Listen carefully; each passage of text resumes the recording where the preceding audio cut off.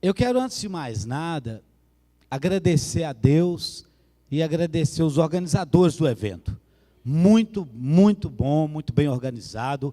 Deus abençoe o André ricamente aí pela palavra, né? Coragem, transparência, honestidade de abordar aí o assunto. E quando o Dionísio me falou do assunto que nós iríamos tratar, eu fiquei muito contente, fiquei muito feliz que a igreja tem buscado entender. Deixa eu ver se vai funcionar aqui. Como é que é? Aí, funcionou. A igreja tem buscado entender a cada dia mais a vontade de Deus. E é interessante quando nós podemos falar, eu vou fazer aí um paralelo, né, vou fazer uma aplicação dentro do tema. O tema abordado é a fidelidade na intimidade. Um casamento aos olhos do Pai, e intimidade e fidelidade. E nós vamos trabalhar aí num paralelo da proximidade, da fidelidade com Deus, como quesitos básicos para uma fidelidade e uma intimidade bem ajustada aí dentro do matrimônio, dentro do casamento. Vamos começar com a palavra de Deus, antes de mais nada. Veja que Deus está dizendo conosco aí, porque o Senhor, é muito sério isso, o Senhor foi testemunha da aliança entre ti e a mulher da sua mocidade. Esse texto me causa sempre muito impacto. Esse texto é maravilhoso. O Senhor foi testemunha. O Senhor estava lá presente no acordo do casamento. Agora, as Escrituras ensinam que Deus projetou e Deus criou o casamento. Interessante. Deus é quem projetou, Deus é quem criou o casamento. Isso aí é uma coisa muito boa. E o casamento é um lindo e inestimável presente. Deus deu a você um presente lindo, um cônjuge, para viver o resto da vida com esta pessoa. Então o casamento é um lindo e é um inestimável presente dado por Deus. Agora é mais interessante ainda, que Deus usa o casamento, né? Vou deixar aí a turma para ler. Deus usa o casamento para acabar com a solidão. Eu espero que você não seja uma pessoa solitária dentro do casamento. Eu espero que o seu cônjuge, e espero que você, como um cônjuge, possa preencher o vazio do seu cônjuge. Então Deus usa o casamento para acabar com a solidão. Deus usa o casamento para multiplicar a nossa eficiência. Deus usa o casamento para construir famílias. Deus usa o casamento para nós criarmos filhos ajustados, livres do assunto proposto anteriormente. Quando somos pais ajustados, quando criamos os filhos de maneira equilibrada,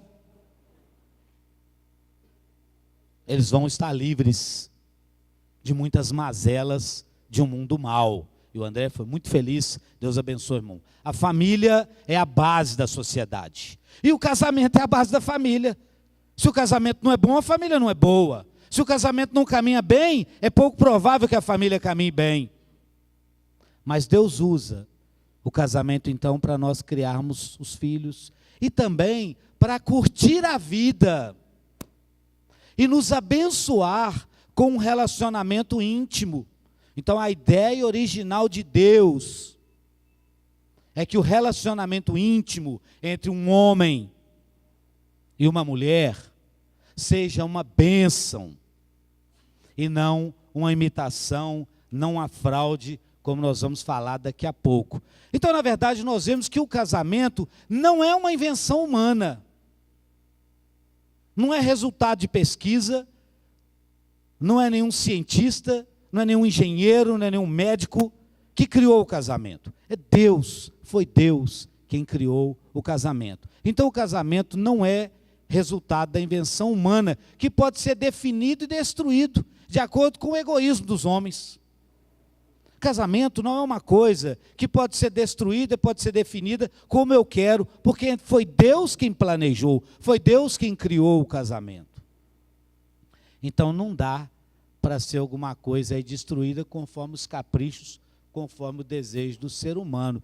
Deus foi testemunha dos seus votos, nós já falamos lá no início. Agora o desrespeito, isso é sério.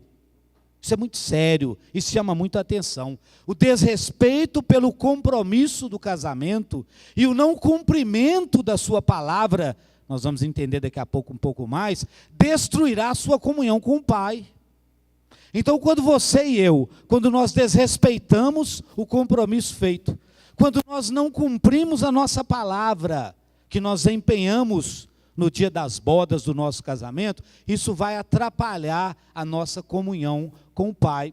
E eu peguei um contexto de Romanos, capítulo 1, o André também abordou, e eu tirei ali uma palavra que é um pecado, o pecado de não cumprir a sua palavra, e está lá junto nesse texto, né, de Romanos, capítulo 1. É a palavra pérfido. Interessante isso aí, né, o que é pérfido. Pérfido é um adjetivo na língua portuguesa, eu vou ler, porque é o que eu peguei do dicionário, utilizado para qualificar alguém como desleal, como infiel ou como traiçoeiro. É chamado de pérfido algo ou alguém que age com perfídia, que falta com a sua palavra ou com a sua crença. A pessoa que não honra os votos da boda, ou da cerimônia do casamento, aquelas palavras que geralmente, que os noivos trocam, eu já fiz mais de 40, talvez estou chegando a uns 50 casamentos.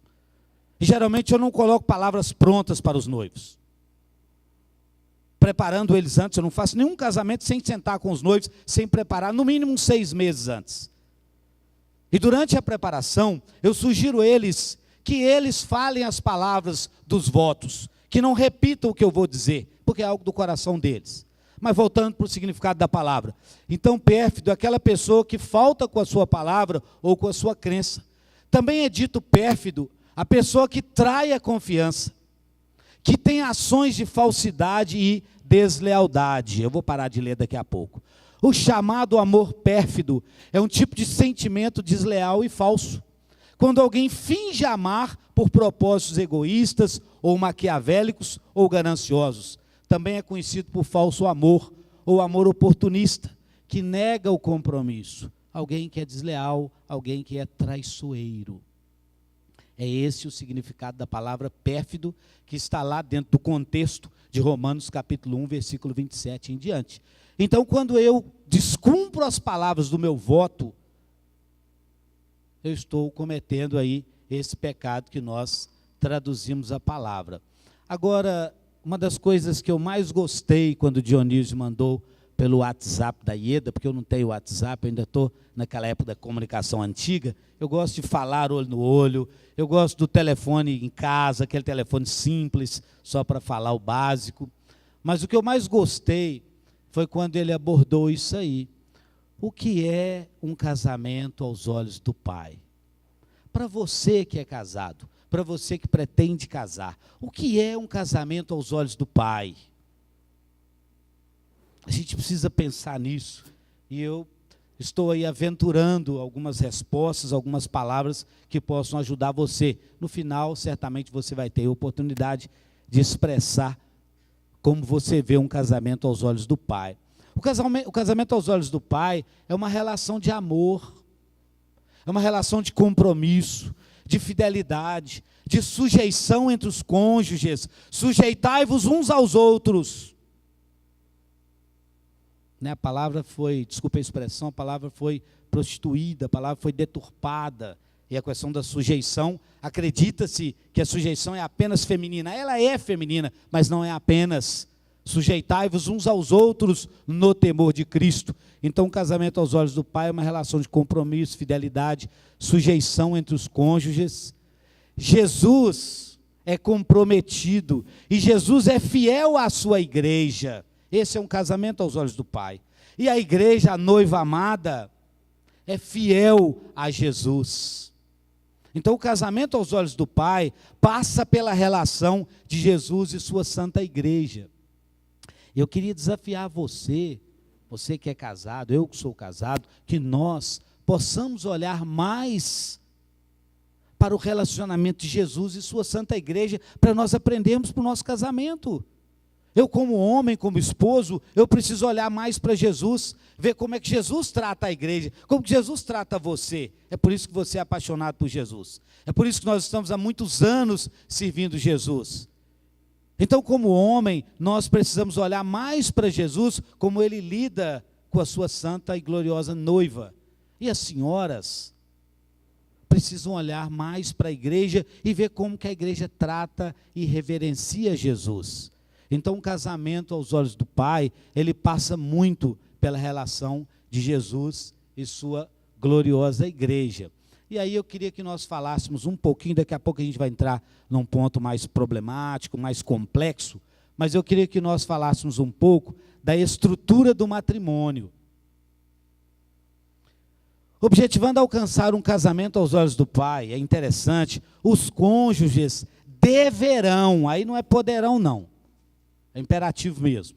Os cônjuges deverão incluir no seu casamento alguns elementos básicos. E eu elenquei alguns elementos que são básicos, que os cônjuges devem inserir aí no seu casamento, se deseja ter um casamento aos olhos do Pai. Preste aí a sua atenção. O primeiro dos elementos é o amor. A relação de amor entre os cônjuges, marido e mulher, devem relacionar-se mutuamente sobre a base do amor. O amor é a pilastra, é o alicerce de sustentação de qualquer casamento e de qualquer relação. Então, o primeiro passo para a estrutura de um casamento harmonioso, de um casamento aos olhos do Pai, é que os cônjuges devem relacionar-se sobre a base do amor. Eu não vou agora, mas não é um amor egoísta, não é um amor que busca os seus interesses, é o amor de 1 Coríntios capítulo 13. Não é um amor que apenas quer satisfazer a si, mas o amor que busca o bem do alvo do seu amor, que no caso específico aí é o cônjuge, e vale a pena a gente pensar isso. Eu sou apaixonado com esse texto. Eu tenho esse texto no meu anel da aliança. Há 30 anos atrás, quando nós casamos, nós mandamos gravar as iniciais desse versículo no nosso anel de casamento, porque o amor para mim é exatamente isso. Diz Cantares capítulo 8, versículo 7, que nem muitas águas conseguem apagar o amor.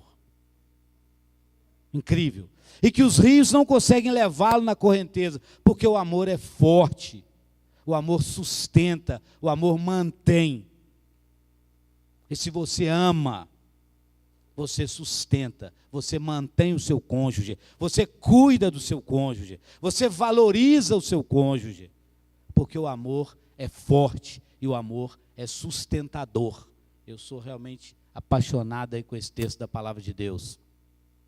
Segundo quesito de uma estrutura sólida para um casamento aos olhos do Pai: fidelidade. Fidelidade é a base para a verdadeira confiança e intimidade. Se eu sou fiel, o meu cônjuge vai confiar em mim. Se eu sou fiel, o meu cônjuge vai ser íntimo para comigo. Então, fidelidade é a base para a verdadeira confiança e para a verdadeira intimidade. A palavra fidelidade na Bíblia eu peguei tanto no Velho quanto no Novo Testamento, e vale a pena nós pensarmos um pouco sobre isso aí. No Antigo Testamento, a palavra fidelidade pode ser uma tradução possível para o termo hebraico emanuá, que significa certeza ou fidelidade. Fidelidade é certeza. Eu tenho certeza do comportamento dele, eu tenho certeza do comportamento dela, eu tenho certeza da intenção dele, eu tenho certeza da intenção dela. Então, fidelidade no Velho Testamento aí tem essa ideia de certeza. No Novo Testamento não é diferente. A palavra traduzida lá foi pelo verbo grego lá, pistes. Fidelidade, lealdade, confiabilidade, intimidade. Alguém fiel é confiável. Alguém fiel inspira proximidade, inspira intimidade. Quanto mais fiel, mais íntimo, e daqui a pouco nós vamos ver isso de uma maneira muito clara. Quanto mais fiel você é ao seu cônjuge, cuidado com a infidelidade.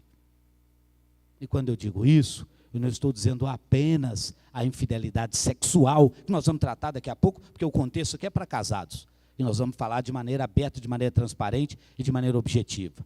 Mas a fidelidade não é apenas sexual, é a fidelidade em todos os aspectos. Então, quanto mais confiável, quanto mais fiel, mais íntimo vai se tornando, e a gente vai entendendo isso aí melhor.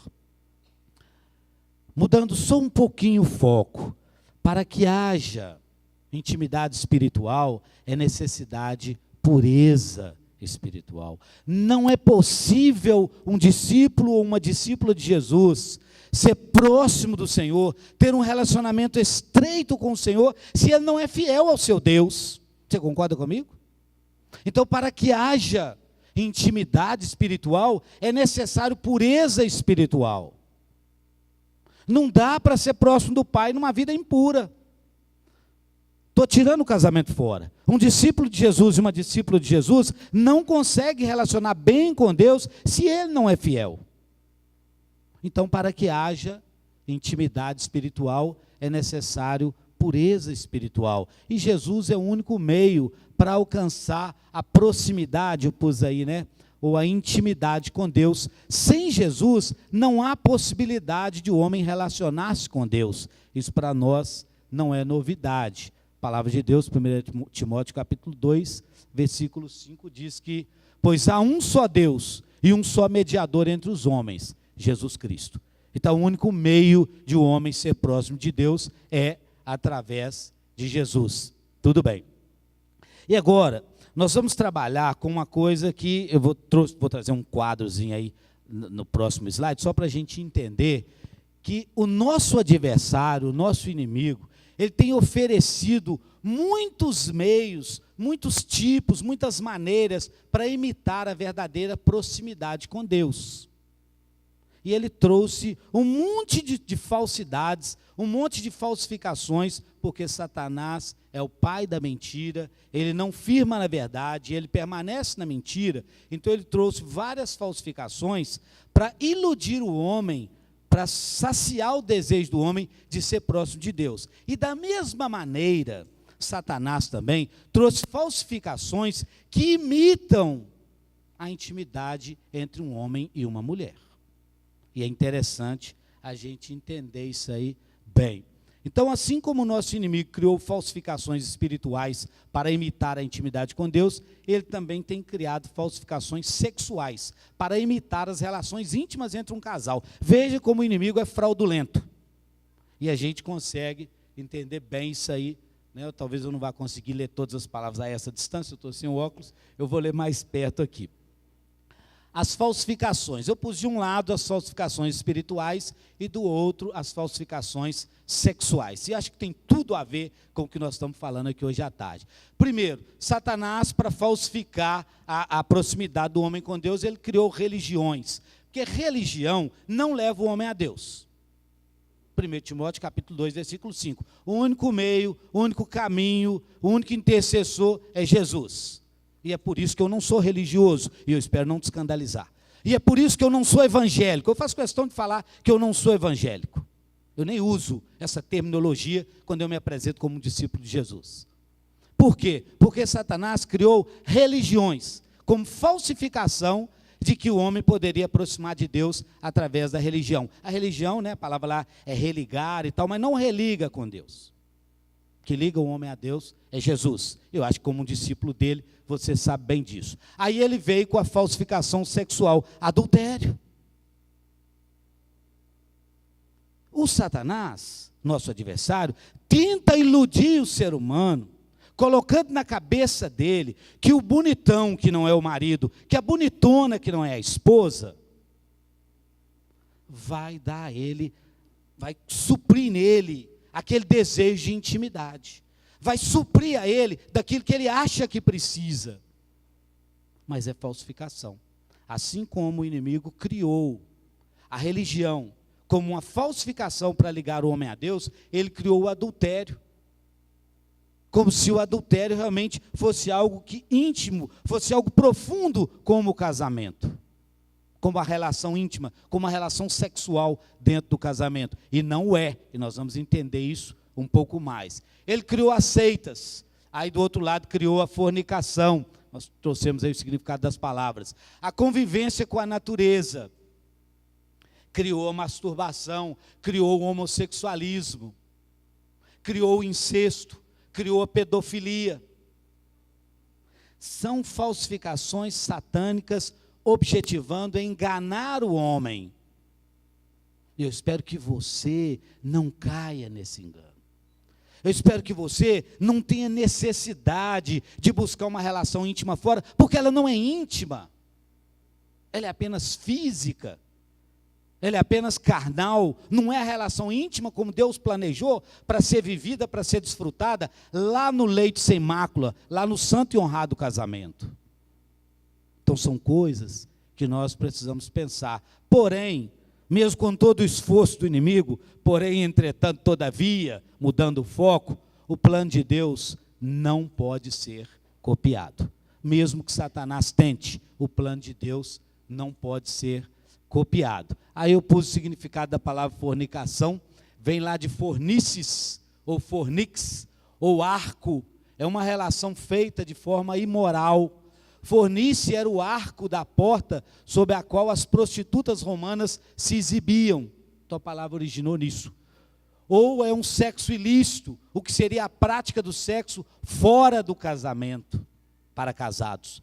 A palavra ilícito significa imoralidade, ou que é contrário às leis, no nosso caso específico, a lei de Deus. Naquela época, como foi dito, ante as leis da Judéia, considerava ilícita a prática de sexo também antes do casamento. Então é isso que é a palavra imoralidade. A palavra incesto, todo mundo sabe que é a relação entre parentes consanguíneos. Infelizmente é muito comum um tio, o André foi feliz, muito feliz quando ele colocou, que às vezes são as pessoas mais próximas, que nós nem esperamos. Às vezes um tio abusa sexualmente uma sobrinha, às vezes um avô disfuncional abusa de uma neta, às vezes um pai disfuncional abusa de uma filha. Então é isso que é incesto, que é relação sanguínea, sexual entre parentes, pessoas consanguíneas, dentro dos graus que a lei moral, ou a lei moral proíbe, condena o casamento. Entre irmãos, né, irmãos, prática sexual entre irmãos, estou falando de carne mesmo, né, filhos do mesmo pai, da mesma mãe, que não é puro, que não é casto, e vai por aí afora, é esse o significado da palavra. A pureza e a santidade espiritual é necessária para a aliança com Deus, claro. Sede santos porque eu sou santo, diz a palavra de Deus, 1 Pedro, capítulo 1, versículo 16. Não é possível o homem relacionar com Deus se ele não fosse separado, se ele não fosse santificado, se ele não fosse santo. E nós fomos pelo sangue de Jesus. Então isso aí é fácil de a gente entender. Assim como a pureza, a santidade espiritual são necessárias para a aliança com Deus, fidelidade é para casados. Fidelidade e pureza sexual são também as bases para a intimidade entre marido e esposa. Se nós não somos fiéis, se nós não somos puros, a nossa relação íntima vai ser contaminada. Eu queria ter trago aqui, acabei esquecendo, não tem problema, você não vai precisar muito disso não, mas eu queria ter aqui um copo de água pura e um copo de suco ou uma coisa qualquer que manchasse. E queria deixar um copo separado com água separado de um lado e um copo com algum tingente, né, alguma coisa que tingisse separado do outro. E depois, se nós misturássemos, nós íamos ver que aquela água ali nunca mais voltava a ser pura. Eu não estou falando que Deus não vai perdoar você se você foi adúltero, eu não estou falando isso. Mas você vai ter que suar. Você vai ter que trabalhar muito, você vai ter que se desdobrar para reconquistar a intimidade total com o seu cônjuge, aí independe do gênero. Eu não estou dizendo que é apenas o homem que foi infiel, ou talvez a mulher, independente se é homem ou mulher. Se é o esposo, se é a esposa que manchou, que maculou o leito da intimidade. Vai suar muito para reconquistar, porque manchou. Assim como é necessário a pureza espiritual para ser próximo de Deus, e você que é casado, não estou aqui para te condenar, mas você que é casado, sabe bem do que eu estou te falando. Que se você maculou o seu leito, é difícil você reconquistá-lo. É possível, claro, mas você tem que suar para reconquistar a intimidade perdida. Porque é diretamente proporcional. Assim como é exigido pureza para relacionar com Deus, é exigido pureza para uma intimidade profunda entre aí os cônjuges, é coisa séria. Diz a palavra de Deus que o casamento deve ser honrado por todos. Outro texto que eu sou apaixonado. O leito conjugal é a cama, conservado puro, porque Deus vai julgar os imorais e Deus vai julgar os adúlteros. Então, seu casamento, o seu leito conjugal, a sua cama, não deve ter um terceiro ou uma terceira. O seu leito conjugal, o meu leito conjugal, devem ser puros. Porque digno de honra entre todos deve ser o casamento. E o leito conjugal conservado puro, é o que diz a palavra de Deus. Para alcançar um casamento aos olhos do Pai, é necessário fidelidade, lealdade e confiabilidade. Nós já falamos sobre isso. O comprometimento e a confiabilidade e a proteção de uma aliança permitem que os cônjuges sejam totalmente vulneráveis um ao outro. Não dá, não se consegue intimidade profunda, não se consegue satisfação sexual profunda, não se consegue prazer sexual profundo se não houver pureza, se não houver respeito, se não houver santidade. E o texto de Gênesis capítulo 2 diz que eles estavam nus em todos os sentidos, de transparência, de honestidade, de não haver nada escondido. Ô Ricardo, muito obrigado. Aí, chegou. Obrigado, Ricardo. Vamos voltar um minuto. Muito obrigado, irmão. Dá um copo vazio aqui. É só, obrigado mesmo, viu, Ricardo? A ideia de a gente ver que aqui é um café, está até cheiroso. Quem gosta, dá para tomar, também gosto. Tem um café, né, uma coloração diferente. E aqui tem uma água, a gente acredita que a Copasa está tratando e ela está bem pura, bem saudável. Pelo menos transparente está, né?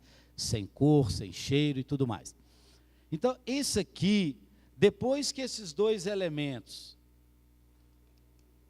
misturaram aqui, vai misturando, você vai ver que essa cor aqui, nunca mais voltou a ser exatamente aquela cor. A água misturada com o café, nunca mais vai ser uma água pura. Onde que eu quero chegar com isso? Que nunca mais terá perdão? Não, a ideia não é essa. Mas que você deve evitar o máximo que puder para não contaminar o seu leito. Porque dificilmente você vai conseguir de novo a intimidade, a transparência, a confiança do cônjuge, se você já maculou. Eu não estou entrando no mérito do perdão. É claro que em Jesus nós vamos perdoar, mas eu estou entrando em questões muito pessoais, muito íntimas, e até no campo da emoção da pessoa. E nós precisamos ter cuidado para não machucar a emoção do nosso cônjuge. É sério. Quando eu assento com os noivos, uma das lições dos 6 meses que eu passo com os noivos, eu e Eda, passamos com os noivos antes de casar, e não faço, tá, irmão? Sugiro vocês aí pela cidade que realizam cerimônia de casamento, a não fazer casamento sem preparar os noivos. Quando eu assento com os noivos aí durante os 6 meses, nós levamos na nossa casa, Ieda faz comida, Ieda conversa com a menina, eu converso, a gente fica até amigo dos noivos. Os 6 meses, eles são severamente advertidos, eles são, amigavelmente, amorosamente aconselhados a não mancharem o leito por causa da dificuldade que eles terão depois de continuar com aquela transparência, com aquela alegria, com aquela confiança. É coisa muito séria, o tempo não permite entrar em tantos detalhes. Então, o comprometimento é algo profundo, é algo sério, que nós precisamos pensar.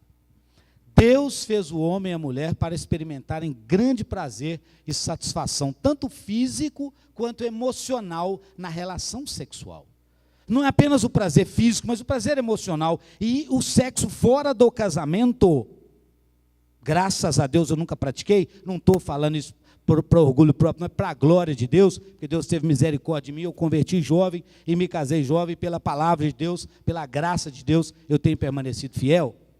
Mas a relação fora do casamento, ela não satisfaz emocionalmente, especialmente, de uma forma especial para nós que tememos a Deus. Você vai conviver, vai carregar aquela culpa por um período quase que ininterrupto. E não valeu a pena, porque Deus criou a relação sexual para ser prazerosa, tanto fisicamente quanto emocionalmente. É para a pessoa se sentir bem e não sentir culpa. Eu já ouvi, e todos os homens aqui já ouviram, e talvez até todas as mulheres já ouviram, testemunhos de colegas, de trabalho, de vizinhos, de amigos, o quanto, pessoas que têm um certo senso, o quanto ele se condenou após uma prática sexual fora do casamento.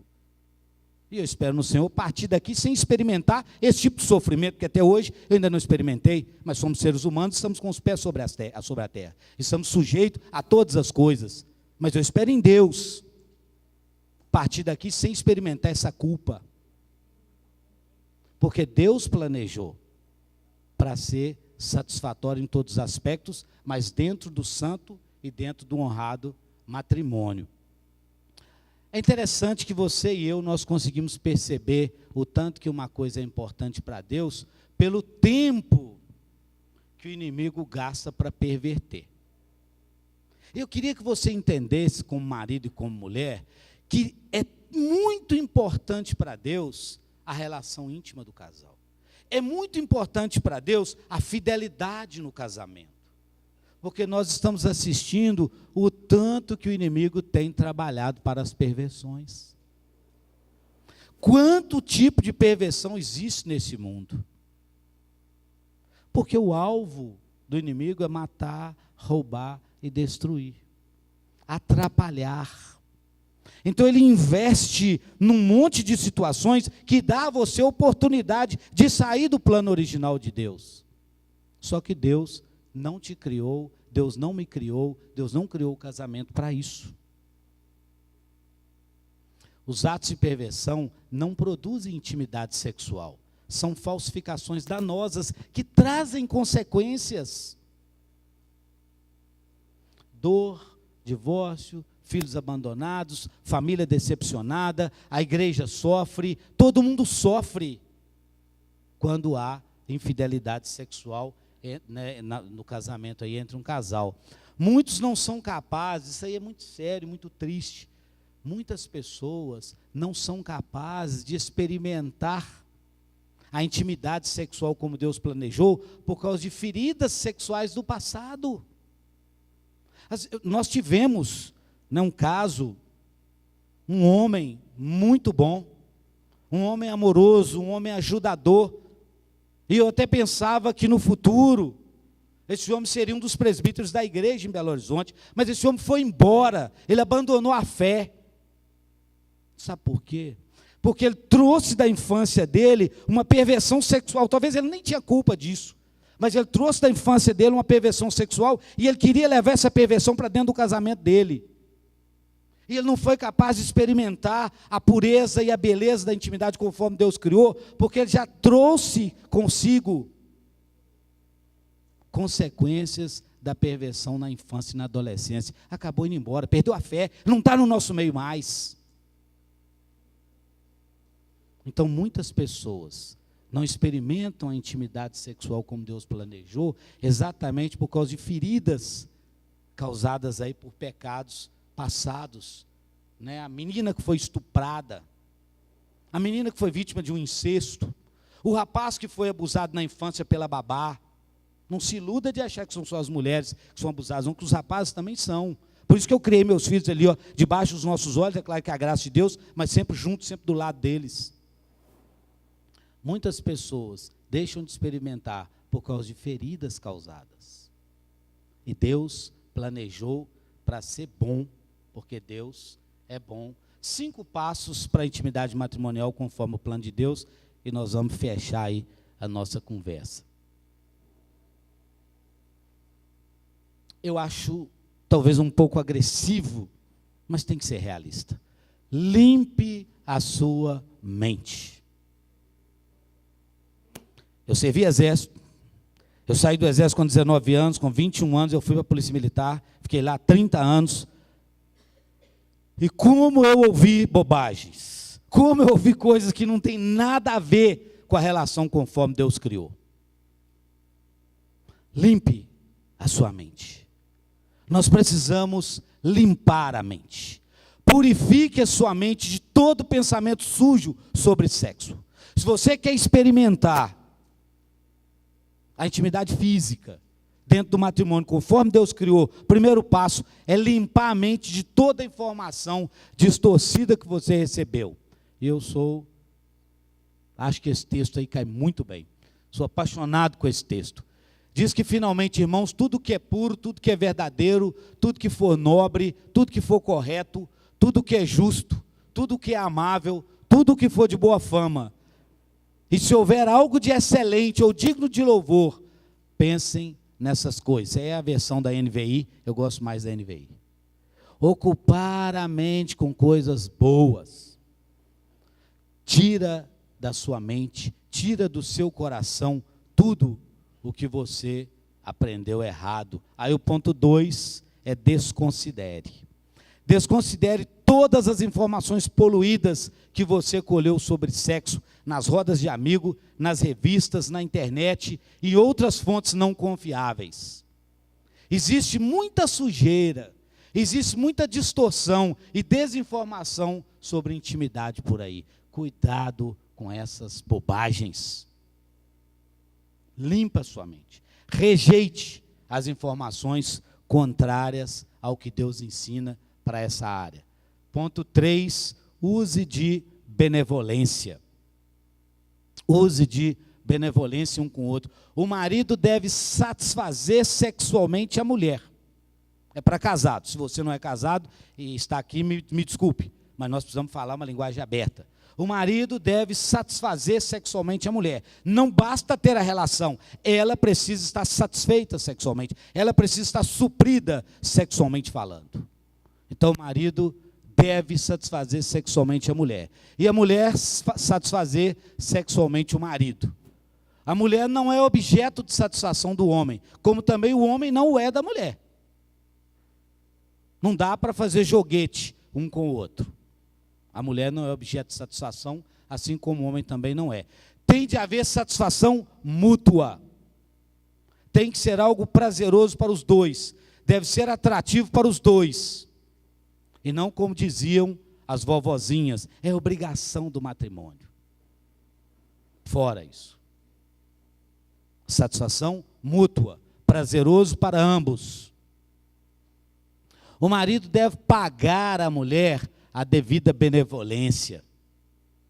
Marido deve pagar, deve dar à mulher prazer sexual no ato sexual. E vice-versa.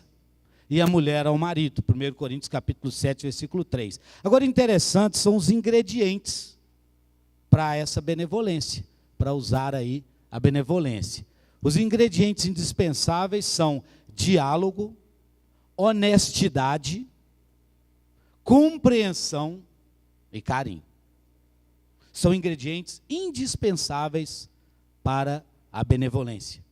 Para a satisfação sexual mútua, precisa haver diálogo, honestidade, compreensão, carinho e outras coisas mais. Quarto ponto, aprenda a submissão. 1 Coríntios 7,4 ensina que nenhum dos cônjuges tem poder sobre o seu próprio corpo. Cuidado com aquele joguete. Se me agrada, tem relação. Se não me agrada, não tem. Cuidado com esse jogo. A Bíblia está dizendo que nenhum dos cônjuges tem poder sobre o próprio corpo. Então não é conveniente o jogo do sexo. Se agrada, nós vamos ter relação. Se não agrada, se não fez como eu quero, se ele não é aquele marido que eu espero, se ela não é aquela esposa como quero, se ela me fez uma raivinha hoje, eu não sou bobo. Eu vou dormir lá no sofá e vou ficar lá fora. Não sou bobo. Tem 30 anos que eu sou casado, eu não sou bobo. Eu não vou dormir no sofá. Eu não nasci ontem, eu não sou menino. Pode até parecer cômico, mas é trágico. É trágico saber que maridos dormem no sofá porque teve uma briguinha com a esposa. Vamos caminhar. Cuidado, comportamentos assim são portas abertas para a infidelidade conjugal. Às vezes na igreja nós nos deparamos com algumas situações difíceis. O irmão foi vítima de infidelidade, ou a irmã foi vítima de infidelidade. Infelizmente essas coisas acontecem na igreja. Mas será que não é um dos cônjuges que deu causa? Será que o marido não expôs a esposa a adulterar? Se ele não deu a ela tudo aquilo que ela precisava, tanto na área sexual, quanto no carinho, quanto na atenção, quanto na gentileza, e aí? Será que ele não expôs a ela a desejar outro, a procurar um outro? Puxa, eu queria era fulano para meu marido, que é aquele que eu tenho lá em casa, olha como é que fulano é gentil, como é que fulano é educado. Mas é a realidade. E, da mesma maneira também, do outro lado, as mulheres também a mesma coisa. São portas abertas para a infidelidade. A gente precisa caminhar. O quinto passo, que haja concordância. Não vos priveis um ao outro, salvo talvez, é a palavra de Deus, por mútuo consentimento para vos dedicares à oração e depois vos ajuntar, para que Satanás não vos tente pela incontinência. Não seja tão espiritual ao ponto de você decidir unilateral, né? Porque casamento é acordo bilateral, não dá para decidir unilateral. Não seja tão espiritual ao ponto de falar assim, eu vou jejuar de sexo 1 mês. Não seja tão espiritual assim não, irmão. Sou um dos presbíteros da igreja lá e estou te falando para não ser espiritual assim. Sabe por quê? Porque você depende do seu cônjuge. Precisa haver acordo, concordância. Não vos priveis um ao outro, salvo talvez por mútuo consentimento. Então a gente precisa ter muito cuidado com isso aí. A prática sexual é ativa e deve ser feita no tempo e na medida certa. Via de regra, os homens precisam de mais e as mulheres precisam de mais qualidade. Então que juntos, dentro da pureza, dentro do respeito, dentro do padrão, e eu espero de maneira nenhuma estar desrespeitando qualquer um dos senhores ou das senhoras, mas então, busquem satisfazer ambos os lados. Se para ela é mais qualidade e mais intensidade, então o homem vai dar mais qualidade e mais intensidade. Se para ele é mais quantidade, então a mulher vai dar mais quantidade para o homem. Tem casos que a mulher também quer grande quantidade. Qual que é o problema? Dentro do santo e honrado matrimônio. É o assunto proposto, é o ponto proposto. O sexo é o termômetro do relacionamento conjugal. Você pode perguntar para alguém aqui, assim, se você tiver liberdade, como é que está a sua vida sexual com o seu esposo? O que ele responder ali é o retrato de como anda o casamento dos dois. Eu espero não estar te escandalizando.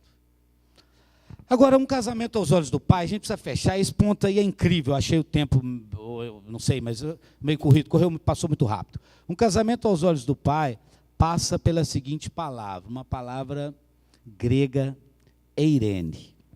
E quando eu tomei conta dessa palavra, me chamou muita atenção, porque eu conheci essa palavra lendo um livro que trata de quando os espanhóis chegaram aquele país nosso ali que era das drogas, hoje é o Brasil, na Colômbia. Quando os espanhóis chegaram na Colômbia em 1492, os colonizadores ali possuíram índias e alguns pegavam, literalmente a palavra é essa mesmo, pegava 2, 3 para eles, e tinham, né, elas como mulheres ali procriavam, e foram ali criando a prole, e aqueles filhos aprenderam aquela brutalidade, que era apenas mesmo para satisfazer desejos sexuais, desejos carnais, e aqueles espanhóis iam embora e abandonavam as mulheres, e os filhos foram aprendendo aquela prática, e começaram a viver isso com as futuras gerações. Mas aí, posteriormente, Deus enviou um grupo de pessoas, louvado seja Deus por isso, um grupo de pessoas tementes a Deus, nós chamamos de missionários, e essas pessoas chegaram lá e começaram a ensiná-los a vontade de Deus para o casamento, a vontade de Deus para a família, o padrão de Deus para a união. E criaram esse projeto chamado Projeto Eirene, que eu fiquei apaixonado com o livro e com o assunto. Eirene é uma palavra grega que no Novo Testamento significa paz, harmonia, bem-estar, saúde e reconciliação. É isso que Deus quer para o seu e para o meu casamento. Um casamento aos olhos do Pai, ele completa, encaixa perfeitamente nessa palavra. Um casamento aos olhos do Pai, ele tem paz. Eu espero que você tenha paz no seu casamento e no meu. Ele é harmonioso, ele faz bem, bem para a alma, bem para a saúde, bem para as emoções. E traz reconciliação sempre que há litígio. Essa palavra Eirene, ela lembra o Shalom lá do Antigo Testamento. E Eirene assinala os frutos da verdadeira reconciliação com Cristo. Quem é reconciliado com o Senhor vive em paz, vive em harmonia, tem saúde, é reconciliável. E é esse o projeto de Deus, esse é o casamento aos olhos do Pai. E é esse casamento que eu busco para mim há 30 anos. E é esse casamento que você busca para você no tempo que você tem de casado. Então, um casamento aos olhos do Pai, ele passa por essa palavra. E para nós fecharmos, eu quero ser bem fiel ao horário, né? O menino me falou que eu tinha até 4h30 ou 4h25, eu vou encerrar 4h15 e vou deixar, se você quiser complementar, perguntar, para você ficar à vontade. Eu tenho um desafio, que vale a pena você pensar nesse desafio. Que você continue crescendo. Estou te desafiando. Não estou te desaforando, não é desaforo, é desafio. Que você continue crescendo, que você continue sendo fiel ao seu cônjuge, contexto que é de casamento. Que você continue lidando com as dificuldades, porque todos os nossos casamentos passam por dificuldades. Qual casamento que não passa por luta? Eu não posso levantar a mão. Qual casamento que é perfeito? Eu não posso levantar a mão. Então, que você continue lidando com as dificuldades, que você continue sempre uma pessoa ensinável. Aliás, ser ensinável é uma característica do discípulo e da discípula de Jesus. Porque uma pessoa que acha que sabe tudo, que é boa demais, que não tem o que aprender, ele nem é discípulo. Porque a palavra discípulo, talvez ele pode ser evangélico, ele pode ser frequentador de igreja, ele pode ser qualquer coisa. Mas discípulo de Jesus ele não é, não. Porque discípulo é ensinável. A própria palavra está falando. Então, que você e eu, que nós possamos continuar a ser sempre uma pessoa ensinável, aprendendo a fazer aquilo que é mais importante no casamento, que é amar e ser fiel. Que possamos continuar aprendendo a ser amorosos e sermos fiéis. E aí eu vou concluir. Que um casamento aos olhos do Pai é uma relação de amor, a gente já falou isso, de paz, de harmonia, de bem-estar, de saúde, de reconciliação. Mas para que você experimente, aí eu estou julgando todas as palavras aí dentro dessa só, para que você experimente a Eirene, é necessário amor e fidelidade completa a Deus e ao cônjuge. Preste bem atenção nisso. Se você quer experimentar o Eirene lá na sua casa, lá no seu dia a dia, é indispensável que você seja completamente fiel a Deus e ao seu cônjuge. E que o Senhor possa te abençoar ricamente em Jesus Cristo. Pediram para acabar 4h25, eu estou aí com 10 minutos abertos. Se você quer complementar, quer perguntar, quer discordar, fica à vontade. Maravilha de mensagem, né? Que nós possamos praticar. para a glória de Deus, para o bem do nosso casamento, né? Bom, agora nós vamos entrar para o período de perguntas e respostas, né? Baltazar vai estar respondendo suas perguntas, você escreva, nós vamos estar trazendo para ele, então, te responder. E antes que a gente ele começar a responder, quero dar um aviso que nós temos um CD do Abrigo Lar Cristão, custa R$5, e se você precisar comprar você pode ir lá na biblioteca e procurar a Viviane, Luana e Raíssa, que estão lá disponíveis para te atender, né, caso você queira adquirir o CD. Então, você pode escrever os papéis e me entregar, que eu vou passar para o Baltazar e ele vai estar te respondendo, tirando suas dúvidas. E depois disso, nós vamos ter uma oração com o pastor Maurício, e em seguida nós vamos estar relaxando um tiquinho, tomando um lanche, um cafezinho para espantar o sono.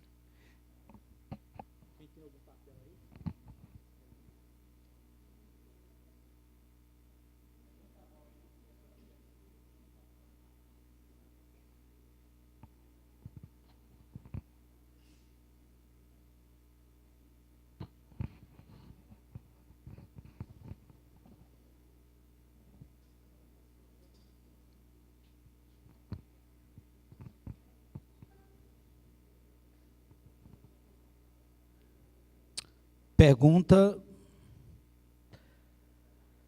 casamento entre primos é considerado incesto? Difícil a pergunta. Difícil a pergunta. Casamento entre primos é considerado incesto? Pergunta complexa. Tem outra aí, Dionísio? Pular essa. Estou brincando.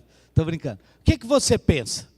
Opinião geral. Vamos abrir aí. O que você pensa disso? Um casamento entre primos, ele é considerado incesto?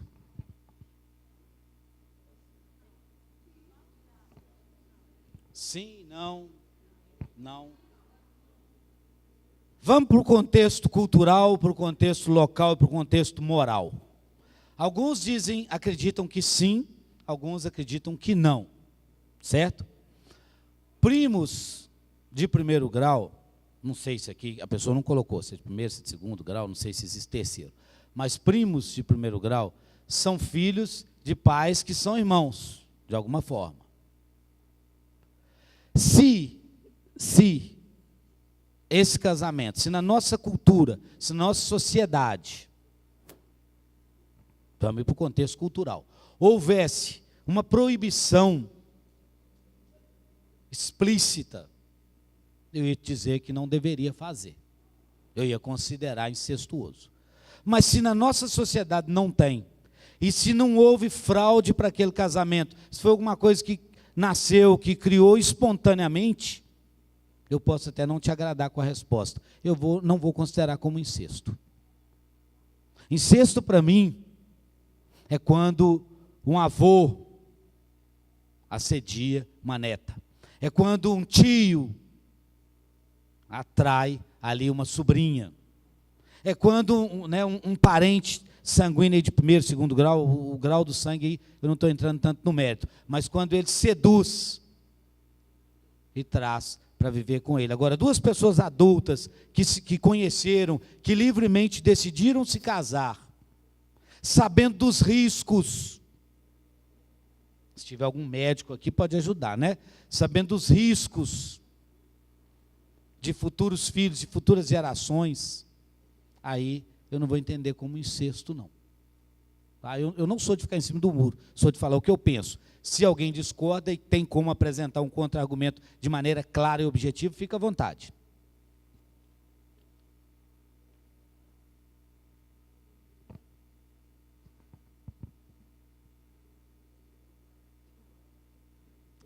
Vocês gostam de enrolar, né? Mas tudo bem.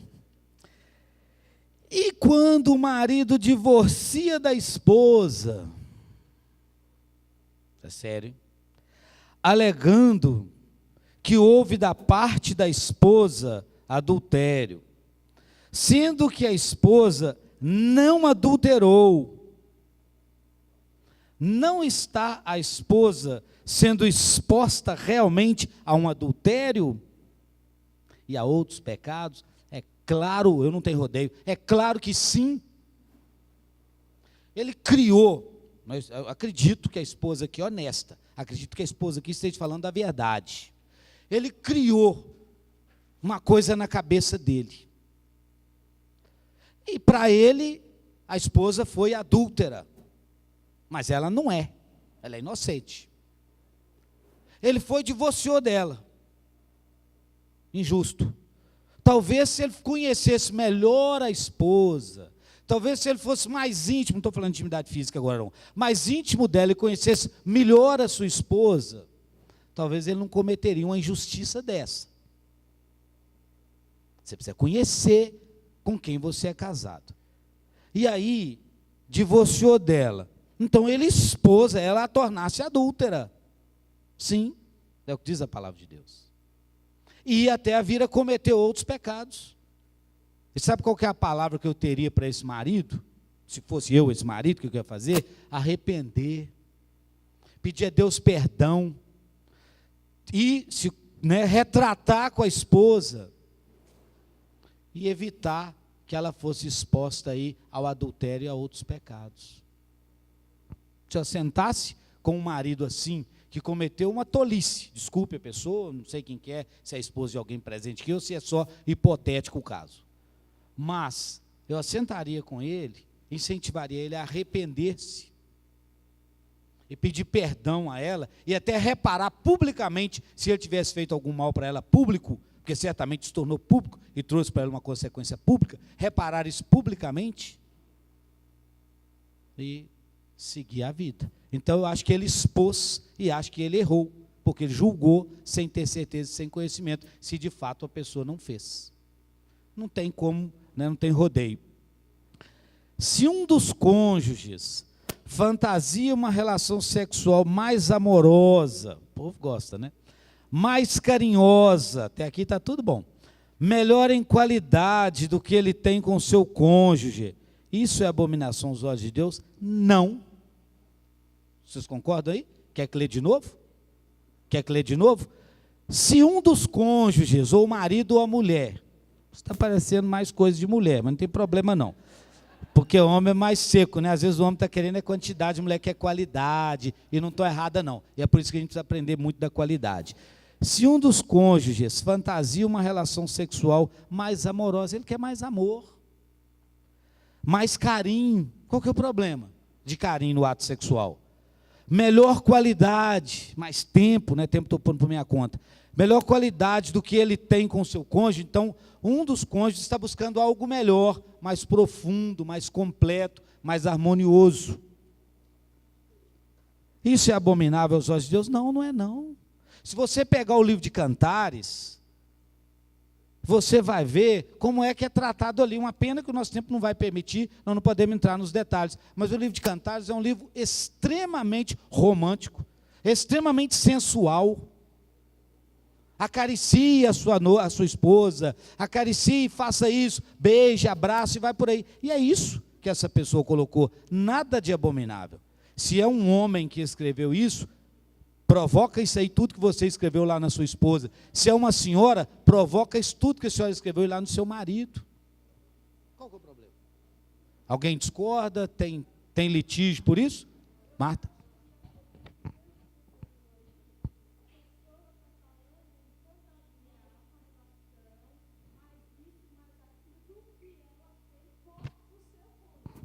Opa!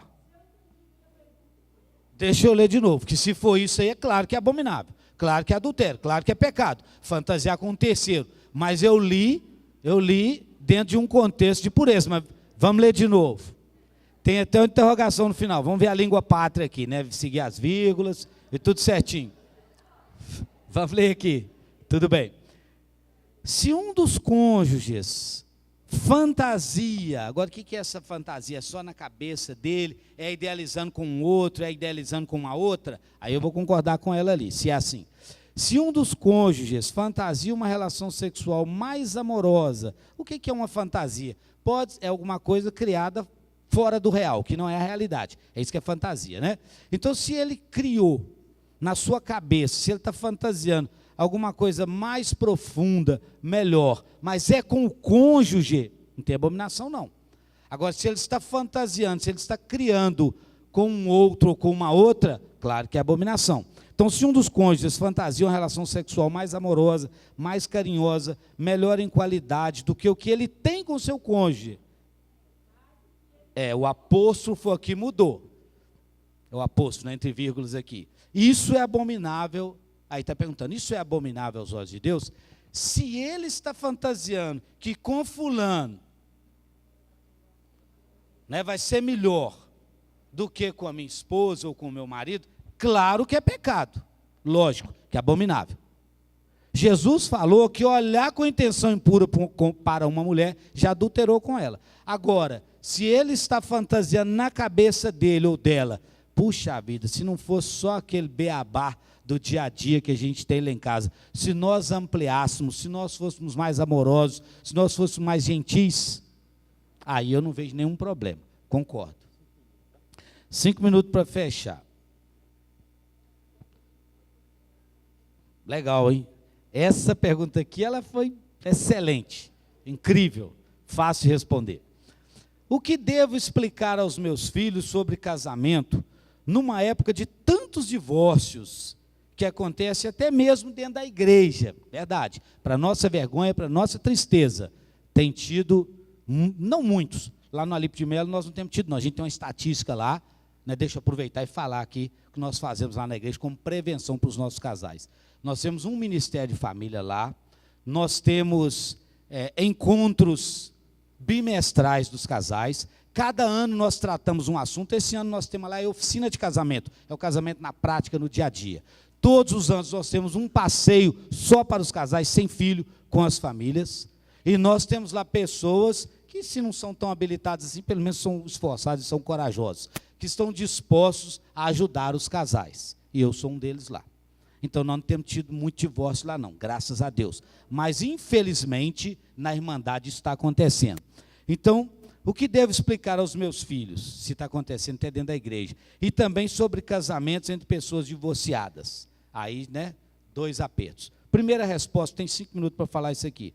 Primeira resposta, 4. Você pode ensinar os seus filhos sobre casamento, mesmo que haja divórcio na igreja, mesmo que haja divórcio na sua família, mesmo que haja divórcio do seu lado, você pode ensinar com o seu próprio exemplo.